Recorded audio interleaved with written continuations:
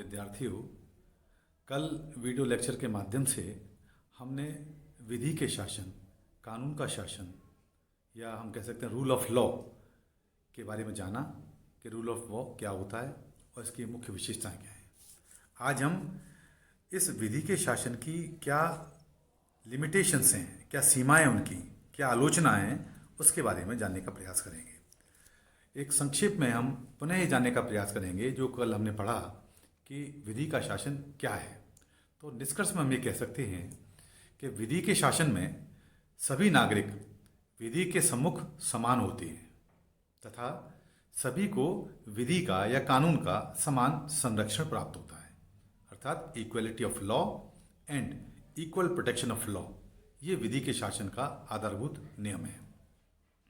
किसी भी व्यक्ति को तभी दंडित किया जा सकता है जब उसके द्वारा किसी विद्यमान कानून का या विधि का उल्लंघन किया गया हो और वह उल्लंघन देश के सामान्य न्यायालयों में सामान्य कानून प्रक्रिया के द्वारा प्रमाणित हो चुका हो, अर्थात प्रोसीजर एस्टेब्लिश्ड बाय लॉ, कानून के द्वारा जो विधिक प्रक्रिया है उसके तहत वो कार्य, वो कृत्य किसी भी व्यक्ति का यदि दंडनीय है तो वो उसको दंड प्राप्त होता है।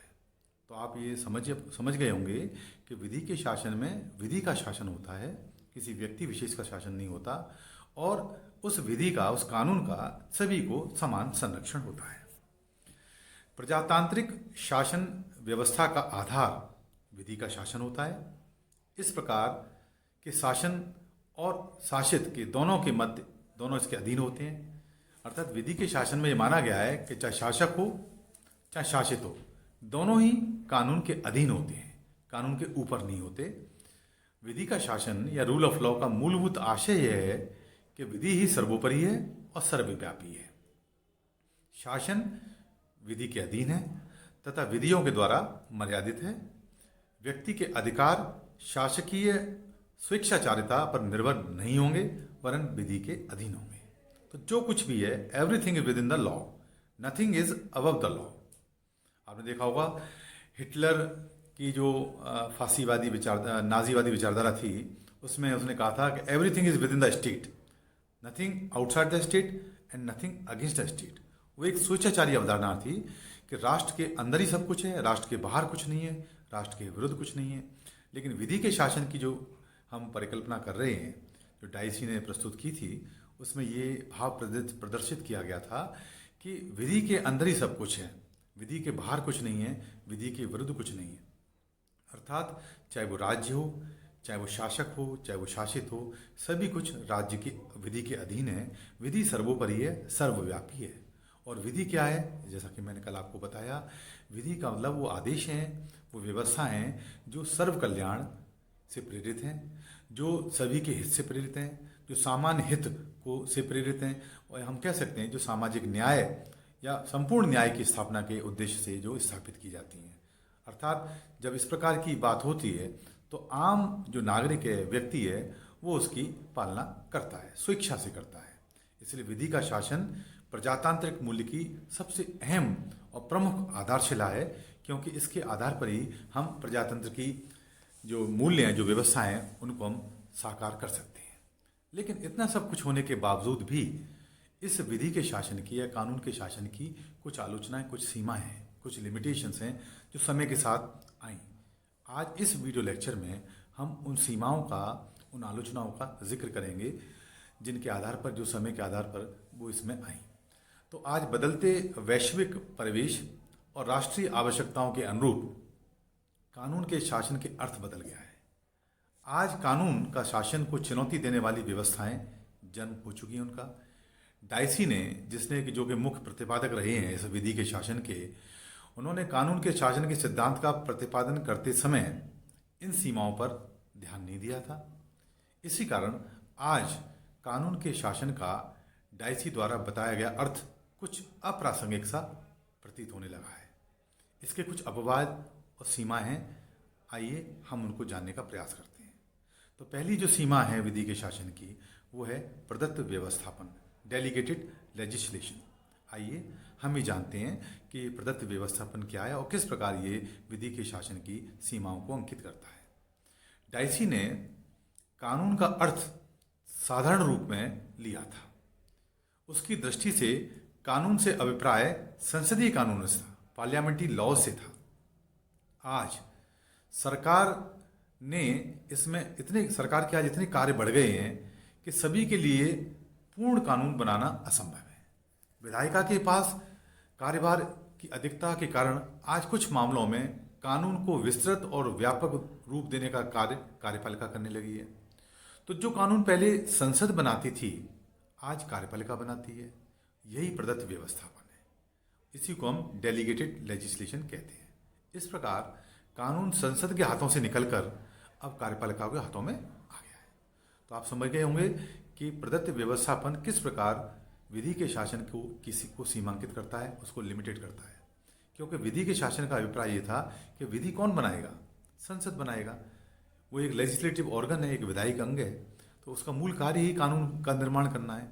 लेकिन आज की प्रजातांत्रिक शासन व्यवस्था में इतने अधिक कार्य बढ़ गए हैं, लोक कल्याण के कार्य इतने अधिक हो गए हैं कि संसद के पास या विधायक अंग के पास इतना समय नहीं होता कि वो समस्त कानूनों का क्रियान्वयन या उनका निर्माण कर सके। ऐसी परिस्थिति में संसद कुछ कार्यों को कार्यपालिका को सौंप देती है और इस प्रकार कार्यपालिका विधायन के वो कार्य करने लगी है जो कभी पूर्णतः विधायक अंग या संसद के द्वारा किए जाते थे। तो इस प्रकार विधानमंडल के द्वारा कानून बनाने के कार्यों को, कुछ कार्यों को का डेलीगेट करना, उनका प्रदत्त करना, उनको किसको? कार्यपालिका को करना, यही प्रदत्त व्यवस्थापन है। अर्थात कार्यपालिका के द्वारा विधायी कार्यों को करने का जो एक क्रम शुरू हुआ है, कार्य की अधिकता के कारण, कार्य की तकनीकी प्रवृत्तियों के कारण, इसको हम प्रदत्त व्यवस्थापन कहते हैं। तो कार्यपालिका के कार्य तो करती ही है, लेकिन उसके साथ वो विधायन कार्य भी करने लगी है। तो इस प्रकार कानून के जो शासन है उसकी कोई एक सीमा क्रिएट हो गई। एक दूसरा जो एक सीमा है वो है प्रशासकीय न्याय व कानून। प्रशासकीय न्याय और कानून का शासन का विरोधी है, परंतु आज प्रत्येक देश में प्रशासकीय कानून किसी न किसी रूप में विद्यमान है। आज इंग्लैंड में भी सभी विभागों में अपने कर्मचारियों के मामलों में निर्णय लेने का अधिकार और न्याय करने का भी अधिकार प्राप्त है। इन निर्णयों के विरुद्ध किसी न्यायालय में अपील नहीं की जा सकती। आज किसी विभाग को अपने कर्मचारियों के विरुद्ध कार्रवाई करने व सजा देने की पूरी छूट है। इसके लिए उसे किसी के सामने पूरी जानकारी देने की आवश्यकता नहीं है। उदाहरण के लिए गृह विभाग, जो होम डिपार्टमेंट को किसी व्यक्ति को पासपोर्ट जारी करने या ना करने के मामले में किसी के सामने स्पष्टीकरण देने की जरूरत नहीं है। इसी प्रकार प्रशासकीय कानून और न्याय की उत्पत्ति से कानून के शासन या विधि के शासन का परंपरागत अर्थ अनुपयुक्त सा हो गया है। एक और लिमिटेशन है वह विशेषाधिकार और उन्मुक्तियां, प्रिविलेजेस।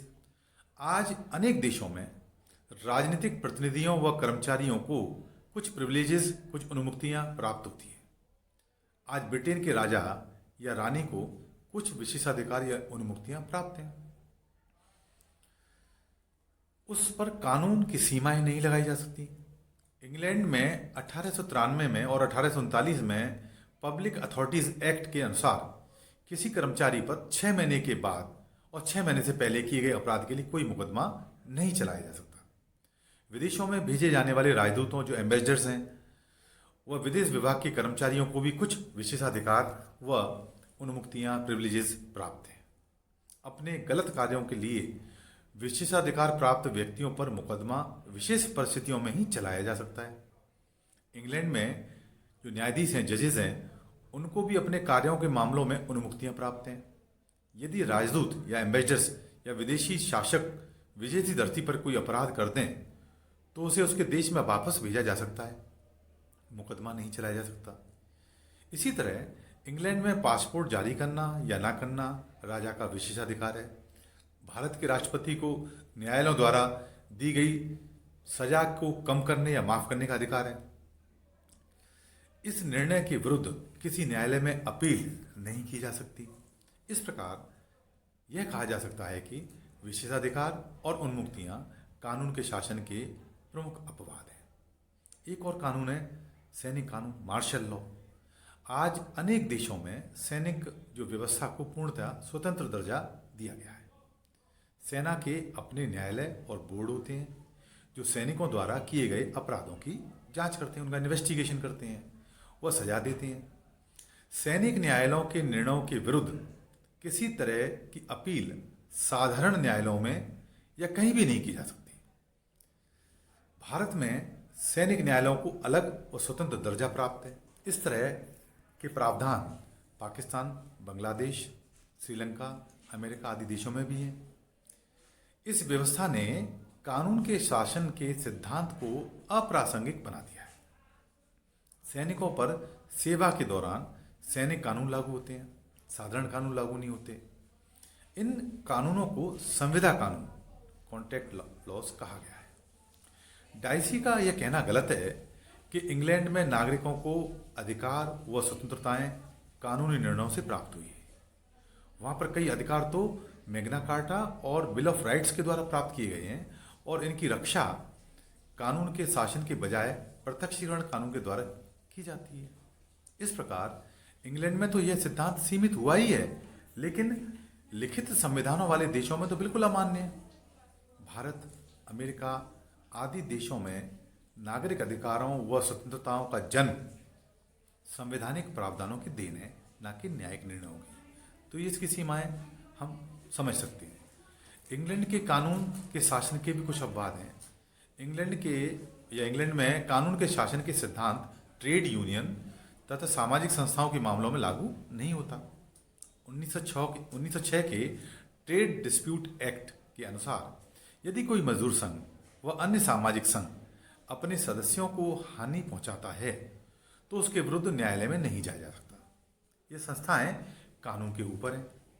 इंग्लैंड में ट्रेड बोर्ड एक्ट तथा पब्लिक हेल्थ एक्ट के मामलों में भी न्यायिक प्रक्रिया प्रशासकीय है। वहाँ न्यायाधीशों व राजदूतों को भी सामान्य कानून से छूट है। राजा को कुछ विशेषाधिकार व कुछ प्रिविलेजेस प्राप्त हैं। राजा पर मुकदमा साधारण न्यायालय में नहीं चलाया जा सकता। 1936 के पब्लिक ऑर्डर एक्ट के तहत पुलिस को देश में शांति बनाए रखने के लिए सार्वजनिक जुलूस को रोकने का पूर्ण अधिकार है। लॉर्ड चैम्बरलेन को फिल्मों व नाटकों को सेंसर का अधिकार था। उनके निर्णय के विरुद्ध किसी न्यायालय में अपील नहीं की जा सकती। इस तरह आज इंग्लैंड में अनेक परिवर्तनों ने कानून के शासन के अर्थ को सीमित कर दिया है। इस प्रकार यह कहा जा सकता है कि डाइसी ने यह कभी अनुभव ही नहीं किया कि इंग्लैंड व अन्य देशों में एक ऐसा वर्ग भी होता है जिसे विशेषाधिकार या उन्मुक्तियां प्राप्त होती है। विदेशी मामलों में कानून का शासन कार्य नहीं कर सकता है। आज इंग्लैंड में इतने प्रशासकीय व राजनीतिक परिवर्तन हो चुके हैं जिन्होंने कानून के शासन का परंपरागत अर्थ सीमित कर दिया है। आज इंग्लैंड में प्रशासकीय न्याय व कानून का विकास ही हो चुका है। प्रदत्त व्यवस्थापन की व्यवस्था में इस सिद्धांत का कार्यक्षेत्र सीमित कर दिया है। लेकिन निष्कर्ष रूप में हम कह सकते हैं कि यह कहना सर्वथा गलत है कि इंग्लैंड में कानून का शासन नहीं है। आज कानून के शासन का सिद्धांत कम या आंशिक रूप से विश्व के अन्य सभ्य देशों में कार्य कर रहा है। यद्यपि नवीन निरंकुशता ने इस सिद्धांत को सीमित अवश्य किया है, लेकिन समाप्त नहीं किया है। आज भी अनेक सरकारी विभाग सामान्य कानूनों के अधीन ही हैं। भारत में तो सैनिक मामलों को छोड़कर शेष सभी मामलों में कानूनी प्रक्रिया को वैध माना जाता है। आज आवश्यकता कानून के शासन के अर्थ को नए सिरे से परिभाषित करने की है। आज भी कानून का शासन अनेक संवैधानिक व्यवस्थाओं में महत्वपूर्ण सिद्धांत के रूप में कार्य करके नागरिक अधिकारों व स्वतंत्रताओं का रक्षक बना हुआ है। आप देखिए, देश में कहीं भी यदि किसी के मौलिक अधिकारों का यदि उल्लंघन होता है तो व्यक्ति संविधान में निहित प्रावधानों के तहत न्यायिक संरक्षण प्राप्त कर सकता है, या सरकार कोई इस प्रकार के कानून बनाती है या इस प्रकार के कार्य करती है जो संविधान की मूल भावना का उल्लंघन करती है, तो न्यायिक पुनरावलोकन या न्यायिक समीक्षा के तहत न्यायालय उसको अवैध घोषित कर सकता है। अतः कानून के शासन के सिद्धांत डाइसी की राजनीति विज्ञान को एक महत्वपूर्ण और शाश्वत देन है। इसे हमें विस्मृत नहीं करना चाहिए। आशा है आपको ये कल के और आज के वीडियो लेक्चर के माध्यम से कानून के शासन के संबंध में समस्त बातें स्पष्ट हुई होंगी। धन्यवाद।